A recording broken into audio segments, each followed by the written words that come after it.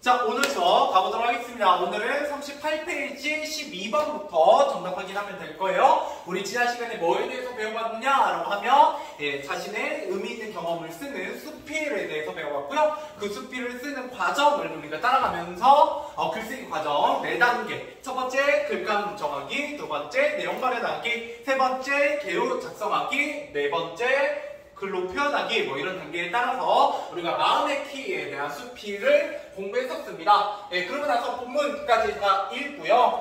문제 풀어봐야 되거든요. 그래서 정답 확인 12번부터 해보도록 하죠. 자, 12번입니다.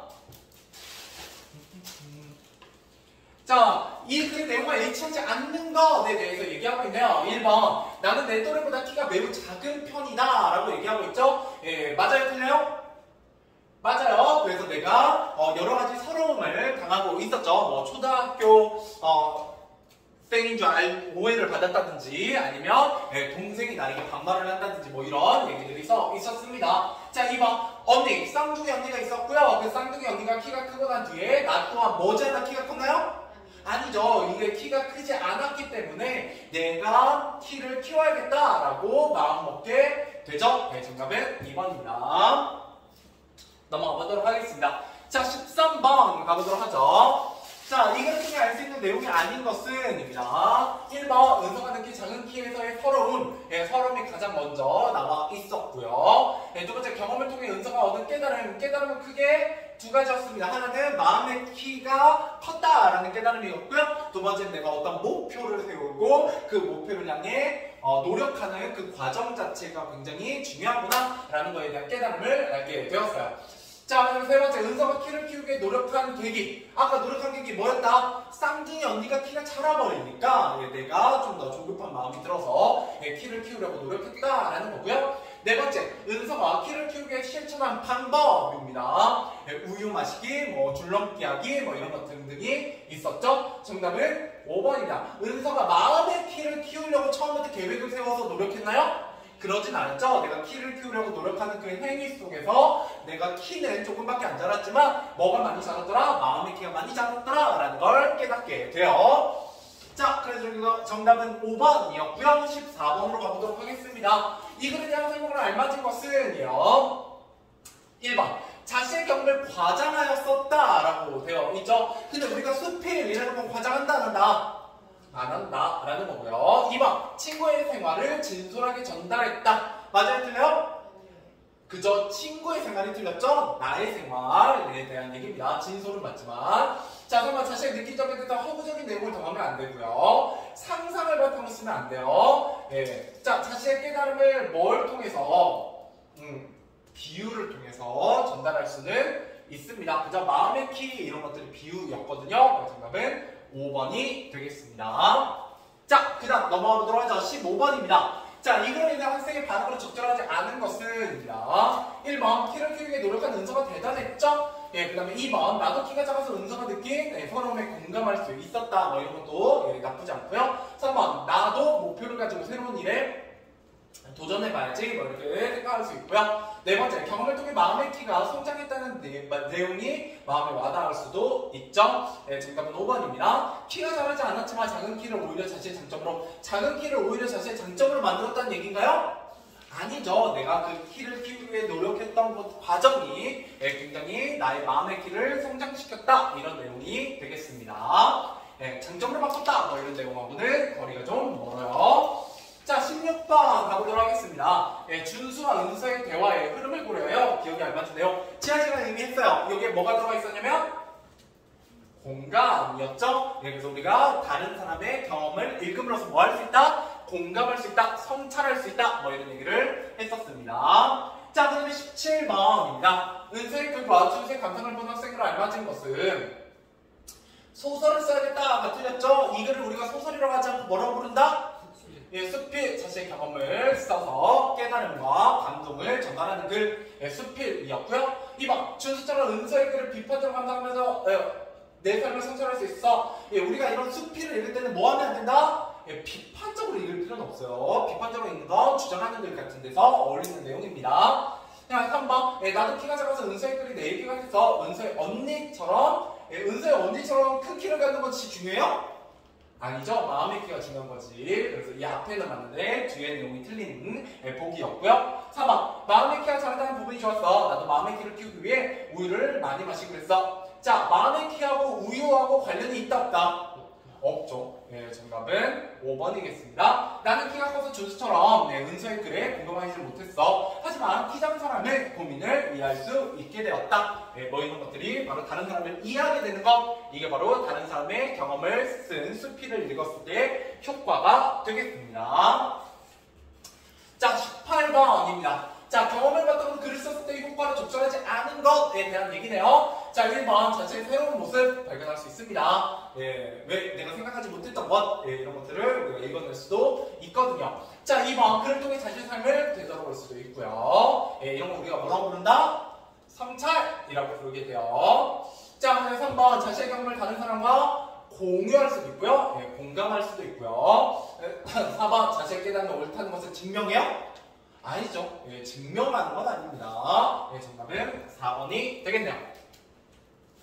자, 그러고 나면 제가 좀 빨리 푸신 분들 상대로 좀 더 풀어보세요 라고 이런 얘기를 지난 시간에 좀 드렸었는데 여기부터는 문제를 통해서 제가 여러분께 드리고 싶은 말을 좀 전달해 보도록 하겠습니다. 왼쪽 내용은 안 읽을 거고요. 문제만 같이 잘 보시면 돼요. 자, 19번입니다. 어떤 경험을 쓸 때 가장 먼저 해야 되는 일, 우리가 경험을 담은 글쓰기에서 제일 첫 번째 단계는 바로 뭐다? 내가 그 경험을 떠올려보는 글감 정하기입니다. 그래서 글감 정하기가 첫 번째고요. 그 다음에 그 내용을 구체화하는 내용 말하는 게 두 번째였고요. 세 번째가 개요 작성하고 네 번째가 그 글로 표현한 다음에 마지막에 다른 사람들이 함께 그 글을 돌려 읽으면서 공유할 수 있겠죠. 그래서 여러분 바로 이게 바로 뭐다? 글쓰기의 5단계입니다. 자, 그 다음 넘어가 보도록 하겠습니다. 20번. 자, 경험을 바탕으로 한 글쓰기를 위해 글감 정할 때 유의할 점으로 가장 적절한 겁니다. 우리가 조심해야 될 점이 뭐냐라고 했을 때, 자, 모든 경험을 글로 쓸 수는 없습니다. 어떤 경험을 쓴다고요? 우리가 그 경험들 중에서도 깨달음과 감동을 전할 수 있는 어떤 경험? 뭐가 있는 경험? 의미 있는 경험. 그죠? 그래서 정답은 2번입니다. 의미 있는 경험을 쓰자라는 거예요. 자, 21번 넘어가 보도록 하죠. 자, 개요를 작성할 때 유의할 점입니다. 개요를 할 때는 우리가 주제에서 벗어난 내용 삭제할 수 있죠? 예를 들어 우리가 지난 시간에도 여기 나의 노력을 본 친구들의 조언 전체를 우리가 삭제하자라고 했어요. 개요할 때. 왜요? 뭐와 거리가 멀기 때문에 주제와 뭐 이런 얘기도 있고요.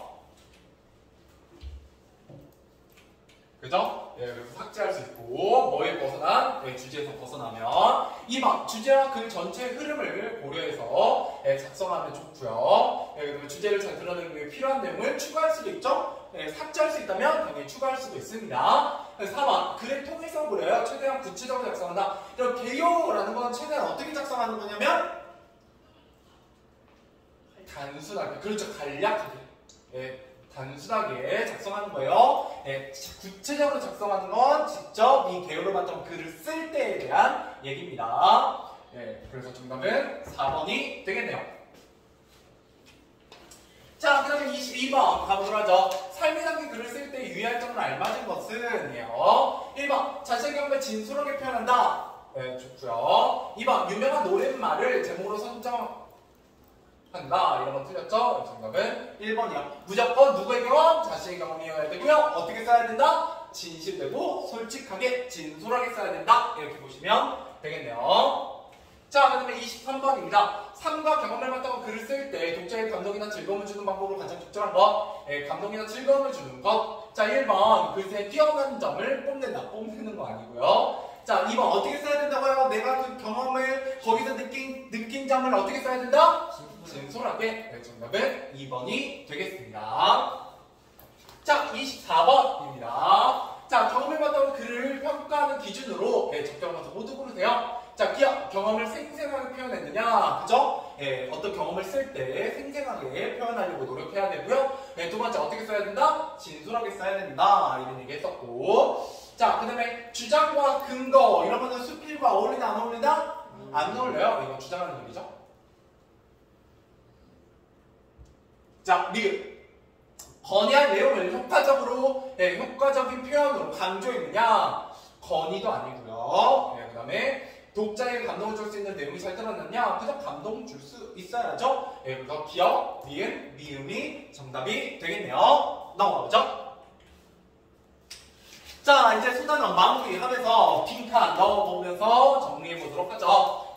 우리 역시 뭐에 대해서 다루게 될 거냐면 제일 먼저 은서가 글을 쓰는 과정에 대해서 얘기하게 되겠습니다. 첫 번째 뭐를 정하게 된다? 글감을 정하고요. 두 번째 뭐를 마련해요?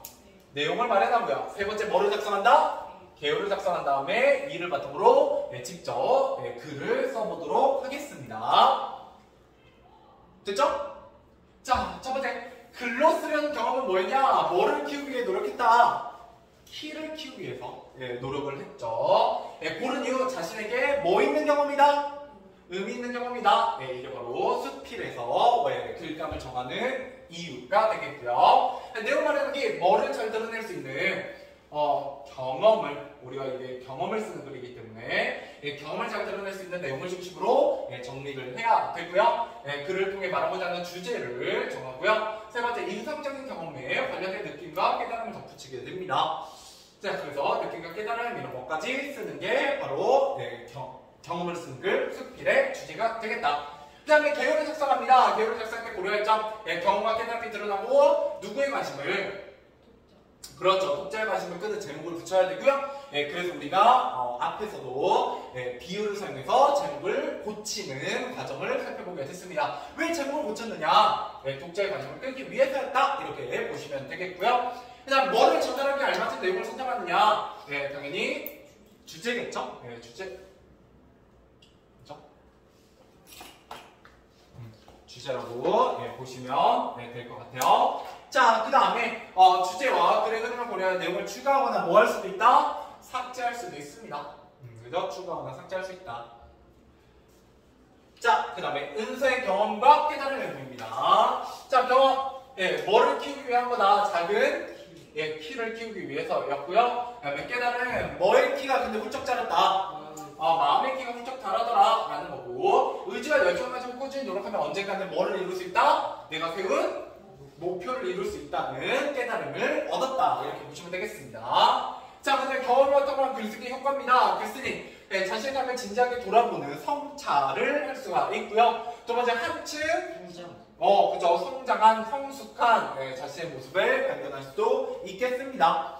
자, 그 다음에 의미 있는 경험과 깨달음을 다른 사람과 공유할 수 있죠. 그다음에 독자, 글쓰기의 경험과 깨달음을 통해 자신의 삶을 뭐 할 수 있다? 그렇죠. 성찰할 수 있다. 우리가 이거 1단원에서 여러분한테 계속해서 가르치고자 하는 내용입니다. 그리고 다른 사람도 이해할 수 있다라는 거예요. 자, 생각 모으기 가보도록 하죠. OX 문제입니다. 첫 번째, 삶과 경험이 담긴 글쓰기를 통해 자신의 삶을 진지하게 성찰할 수 있다. 맞아요? 틀려요?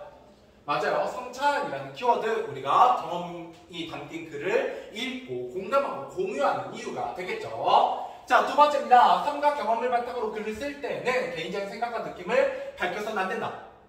맞아요? 틀려요? 안 돼요. 자, 세 번째, 삶과 경험을 진솔하게 표현한 글은 독자에게 감동이나 즐거움을 줄 수 있다.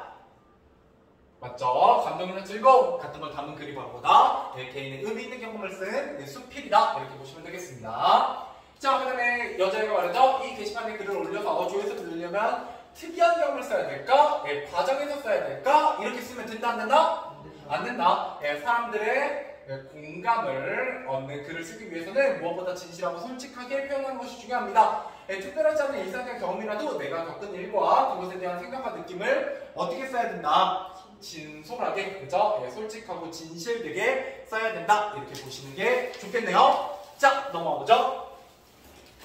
자, 저랑 같이는 몇 번부터 할 거냐면 8번부터 보도록 하겠습니다. 자, 8번에는 서술형이 나와 있고요. 한번 보죠. 자, 다음은 읽은 학생의 반응이나 이를 바탕으로 경험을 진솔하게 쓴 글을 읽었을 때 효과. 우리가 이런 경험을 담긴 글을 읽었을 때 효과 두 가지를 한번 써보도록 하겠습니다. 자, 첫 번째예요. 자, 다른 사람을 더욱 깊이 이해할 수 있다. 왜? 그 사람의 경험을, 깨달음을, 생각을 읽어낼 수 있기 때문이죠. 두 번째. 자, 글쓴이는. 네, 어서요. 글쓴이는. 여기 책 있어요? 글쓴이의. 미안해요. 글쓴이의. 깨달음을 통해. 글쓴이의 깨달음을 통해 자신을 성찰할 수 있다. 자신을 성찰할 수 있다. 네, 이렇게 보시면 되겠습니다. 자, 그러고 나면 44페이지, 45페이지 문제 풀어보시면 될 것 같네요. 문제 풀어보세요. 자, 1번부터 한번 가보도록 하죠. 정답 확인 1번입니다. 자, 가보다에 대한 생각을 알맞은 것은 입니다. 우리 여기서 배우고자 하는 건 크게 두 가지라고요. 하나는 경험에 담은 글 자체에 대해서, 수필에 대해서 공부하는 거고요. 또 하나는 그 글을 쓰는 과정입니다. 글쓰기 과정. 그래서 가는 바로 첫 번째 글쓰기 과정이 뭐에 대한 질문이다? 글감 정하기입니다. 글감 정하기. 여기 글감 정하기에서는 뭘 하게 되느냐라고 하면 내가 경험했던 여러 가지 경험들 중에 의미 있는 경험을 떠올려보고 어떤 경험인지 한번 정리해보는 부분이 되겠죠. 그래서 정답은 5번입니다. 다른 사람과 나누고 싶은 의미 있는 경험을 뭐한다? 떠올려보는 것. 그게 바로 글감 정하기에서 해야 될 일이 되겠습니다. 자, 이렇게 글감을 정하고 나면요, 두 번째로 뭘 하게 되냐면 그 글감 정하기에서 떠올렸던 의미 있는 경험들 중에 내가 진짜 글로 쓸 만한 내용을 좀 더 구체적으로 내용을 정리해보는 무슨 단계? 내용 마련하기 단계가 진행되게 됩니다. 자, 이 내용 마련하기 단계에서는 뭐 하게 된다? 경험에서 얻은 깨달음 같은 거 정리합니다. 여기 깨달음 크게 두 가지가 나오거든요. 그래서 마음의 키가 중요하다, 목표를 세우고 그걸 노력하는 과정이 중요하다, 이런 거 정리했고요. 두 번째, 경험의 과정을 다양하고 구체적으로, 그죠? 이거를 좀 더 구체적으로 이렇게 만들게 됩니다. 자, 그러면서 경험을 하면 생긴 일과 그때의 생각을 자유롭게 떠올리죠? 이런 걸 뭘 통해서? 저런 생각금을 통해서 떠올려서 정리하게 되고요. 구체화시켜서 키를 키우기 위해 노력한 이유, 실천 방법, 결과 이런 것들을 구체적으로 역시 생각하게 됩니다. 그래서 여기에 노력한 이유, 그죠? 여러 가지 서러움이 있었다, 쌍둥이 언니의 키가 자랐다, 이런 것 때문에 내가 뭘 하게 되었다, 키를 키우기 위한 노력을 시작하게 되었다, 이런 이유가 되겠고요. 실천 방법 같은 거, 줄넘기, 우유 마시기, 스트레칭 이런 것들을 써있고, 그 다음에 결과 어떻게 됐다, 마음의 키가 자라고 노력하는 사람이 됐다, 키는 조금 자랐다, 이런 얘기가 나와있죠. 정답은 5번입니다. 친구들 조언이 자신의 키를 키우는데 어떻게 도움이 되었는지 구체를 생각했다라는 건데, 친구들 조언이 이렇게 써있긴 하지만 나중에 어떻게 한다는 거예요? 이거 글에 활용할 거다 안 할 거다? 안 할 거다. 대화에서 삭제할 거다. 왜? 뭐와 어울리지 않기 때문에 이 내용이 키를 키우기 위한 노력이라는 이 글의 주제와 깨달음과 관련이 없기 때문에 구체적으로 생각하지 않게 됩니다. 자, 그 다음에 5번입니다. 자, 3번. 나무다리 같은 다문단을 수정할 때 그 방안으로 적절하지 않은 것입니다. 자, 제목. 마음의 키가 자라는 행복이라고 되어 있네요. 자, 제목은 이미 글쓴이의 깨달음을 고려할 때 주제가 잘 드러나므로 수정할 필요가 없죠. 이게 이미 바꾼 제목이에요. 마음의 키라는 비유를 사용하고 있잖아요. 그렇죠? 그렇기 때문에 맞는 얘기가 되겠고요. 2번, 기억. 높은 곳에 있는 물건까지 꺼내기 어려움을 어디에 추가할 수 있다? 키 작은 서러움에 추가할 수도 있겠죠. 3번, 니은의 우유 마시기. 우유 마시기는 키를 키우기 위한 노력, 실천하는 방법에 들어갈 수도 있겠습니다. 자, 디귿의 취재가 잘 드러나도록 바른 자세로 걷기, 자신감을 가지려 노력하기. 디귿에 보면 친구들의 조언, 이런 것들이 들어가지는 않아요. 오히려 바른 자세로 걷기, 자신감 가지려 노력하기, 이런 거는 내가 실천한 방법, 키우기 위해 노력한 방법, 이런 것들이 들어가는 게 어울리겠죠. 그래서 정답은 4번입니다. 그래서 리을의 주제를 고려했을 때 나의 깨달음은 크게 두 가지라고요. 겉으로 보이는 키보다 마음의 키가 중요하다라는 첫 번째 깨달음과 두 번째 목표를 세워 열심히 노력하면 결실을 거둘 수 있다라는 두 번째 깨달음까지 여러분들이 잘 챙겨가시면 좋겠네요. 자, 그 다음 4번입니다. 다음 단계 중간 1의 앞부분에 추가해야 될 내용. 중간 1에 보시면 키를 키우기에 실천한 방법이에요. 그러면 이런 실천한 방법이 들어가기에 앞서서 내가 왜 이런 실천을 하게 되었느냐라는 계기가 들어가면 잘 어울립니다. 왜 노력하게 됐다고요? 쌍둥이 언니의 키가 나보다 7cm 가까이 먼저 자라버렸기 때문에 내가 키를 키우기 위해서 노력하게 되었다. 뭐 이런 얘기를 하게 됩니다. 자, 넘어가 보도록 하죠. 5번입니다. 자, 경험을 바탕으로 글을 쓸 때 고려해야 할 요소로 알맞지 않은 것이에요. 자, 1번 자신의 글을 읽을 예상 독자. 그죠? 고려해야 됩니다. 그래서 예상 독자 고려해서 우리가 뭐 하게 되더라? 제목을 좀 바꾸게 되더라. 비유를 사용해서 뭐 이런 얘기를 했고요. 그래서 인상적으로 드러낼 제목 같은 거 해야 되고요. 3번 다른 사람들이 주로 사용하는 형식. 여러분 형식이라고 했는데 다른 사람이 주로 사용하는 형식이 중요한 게 아니라요. 이 형식이라는 건 주제와 어떤 경험, 깨달음을 잘 드러낼 수 있는 형식인 게 중요한 거지. 남들이 많이 사용한다고 해서 그 형식에 무조건 잘 어울리는 건 아닙니다. 뭐를 고려해야 된다? 주제, 경험, 깨달음 이런 것들을 고려해서 우리는 어떤 형식으로 쓸 거다? 수필로 쓸 거다. 뭐 이런 얘기를 했었죠. 그래서 생생하고 진솔하게 자신의 경험과 깨달음을 드러내는 글을 쓰게 됩니다. 자, 6번입니다. 가에서 마무리되는 중심 내용으로 적절하지 않은 것. 키가 작은 서름 뭐 이런 거 얘기하고 있고요. 키우기 위해서 노력한 계기, 키를 키우기 위해 실천한 방법, 겉으로 보이는 키보다 마음의 키가 중요하다라는 깨달음 뭐 이런 것들이 들어가면 좋겠고요. 정답은 5번이죠. 도전적인 목표가 아니라 어떤 목표를 세우고 그걸 성취하기 위해서 노력하면 우리가 발전할 수 있다, 더 좋은 사람이 되더라, 뭐 이런 깨달음이었습니다. 정답은 5번 도전적인 목표하고는 거리가 멀어요. 자, 7번입니다. 이와 같은 글을 평가하는 기준을 적절하지 않은 것입니다. 이와 같은 글 바로 무슨 글이냐? 수필입니다. 개인의 경험을 쓰는 수필. 자, 수필이라는 거 어떤 글이냐? 생생하게 표현해야 되고요. 그죠? 진솔하게 표현하는 글이어야 되고요. 개인의 경험을 잘 써놓은 글이어야 되고요. 자, 전문 지식. 수필을 쓸 때 전문 지식이 필요하다, 안 필요하다? 안 필요합니다. 수필은 기본적으로 어떤 글이다? 비전문가의 글이에요. 그래서 수필의 대표적인 일기 같은 거는 유치원생도 일기를 쓸 수 있죠. 그렇기 때문에 전문 지식하고는 거리가 멀다. 이렇게 보시면 되겠습니다. 자, 넘어가보죠. 우리 쭉 선택했으면 넘어가고요. 이제 대단원이 마무리가 되고 있으니까 몇 페이지? 52페이지에 있는 빈칸 넣기 해보도록 하겠습니다. 가보도록 하죠. 1번입니다. 자, 자신감과 경험을 되돌아보고 반성하며 사고하는 과정을 우리가 뭐라고 한다? 자신을 반성하는 것? 그렇죠. 성찰이라고 합니다. 여러분, 이 대단원 1단원에서 여러분들 가르치고자 하는 키워드 하나만 골라라 라고 하면 성찰이에요. 자, OX 문제입니다. 1번 문화적 글 읽으면서 작품 속 인물의 삶과 관련된 자신의 경험이나 가치관을 돌아볼 수 있다. 성찰. 맞다, 틀리다? 맞다. 자, 어떤 경험이나 가치관을 통해서 나의 자신을 되돌아보는 것. 그게 바로 성찰입니다. 2번 자신의 삶을 바탕으로 작품 속 인물의 행동을 평가할 수 있다.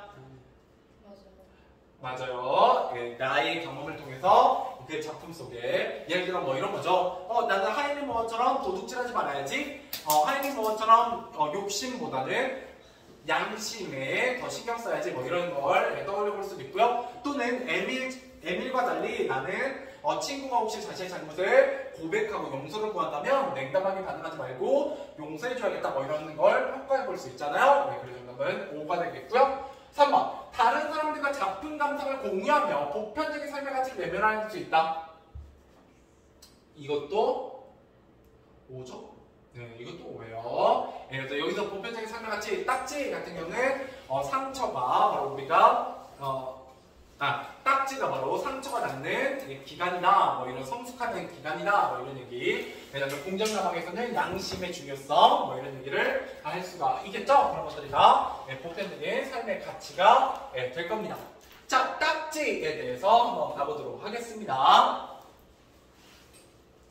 자, 3번 이 시는 현재의 날과 어린 시절의 경험을 뭐하는 글이다.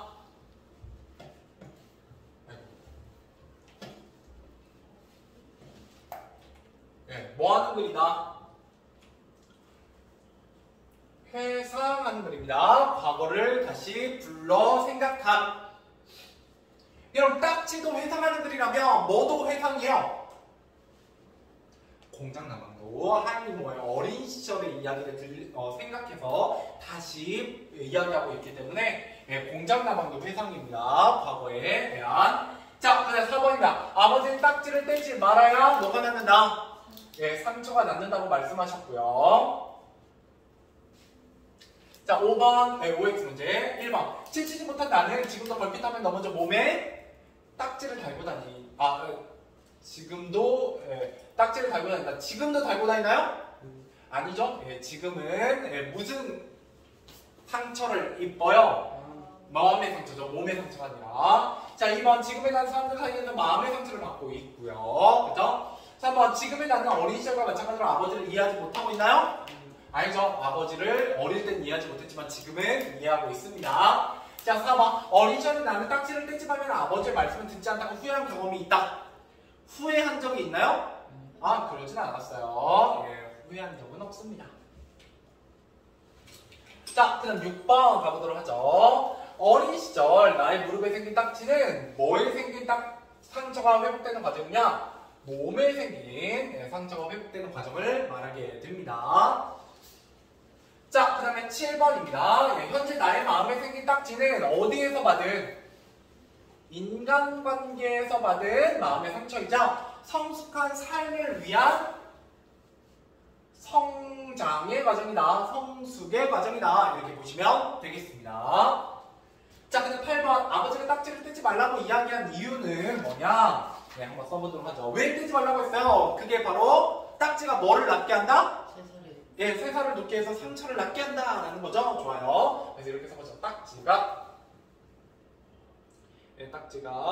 쇠살을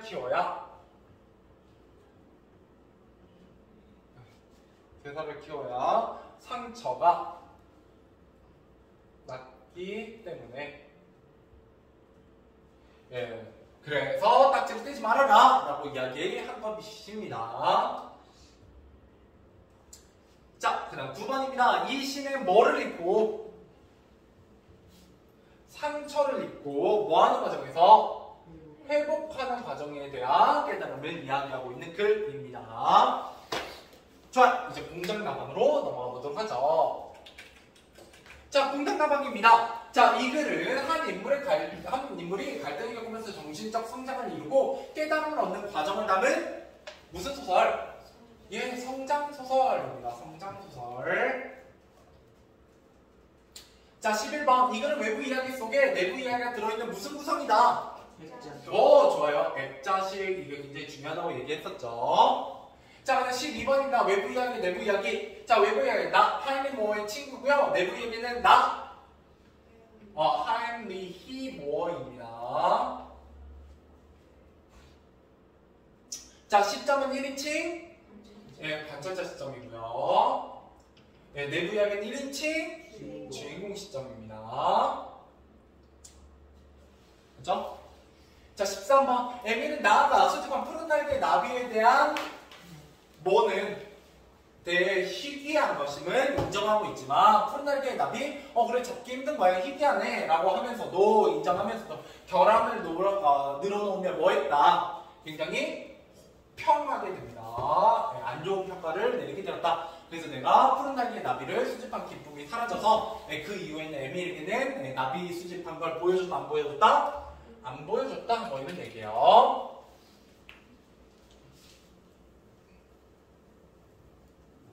자, 그 다음에 14번. 내부 이야기에서 하임에 있는 이웃소년 에밀과 무슨 갈등을? 외적 갈등을 겪고 있죠. 밖에 있는 누군가와 싸우는 걸 우리가 외적 갈등이라고 부르게 됩니다. 자, 15번입니다. 하임이가 에밀의 방에서 훔치고서 바로 뭐였냐면 내가 그렇게도 갖고 싶었던 그렇죠. 공장나방이었고요. 자, 16번 하임이는 누구는 그렇죠. 어머니는 하임이가 사과할 용기를 낼 수 있도록 도와주었습니다. 17번 이걸 나비 수집에 있는 겪은 갈등과 깨달음을 통한 성장을 주제로 하고 하고 있어요. 네, 주인공은 한층 뭐하고 있다? 성장하고 있습니다. 자, 18번 하인의 고백에 대한 에밀의 반응을 쓰시오. 어떻게 했다는 거예요? 굉장히 그렇죠. 냉담한 태도로 하인리를 용서해주지 않을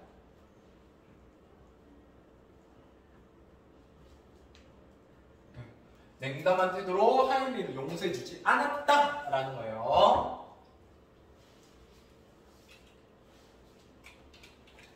자, 그 다음 가보도록 하죠. 19번입니다. 하인리는 자신의 뭐 때문에 부터는 다음 시간에 하도록 하죠. 고생하셨어요.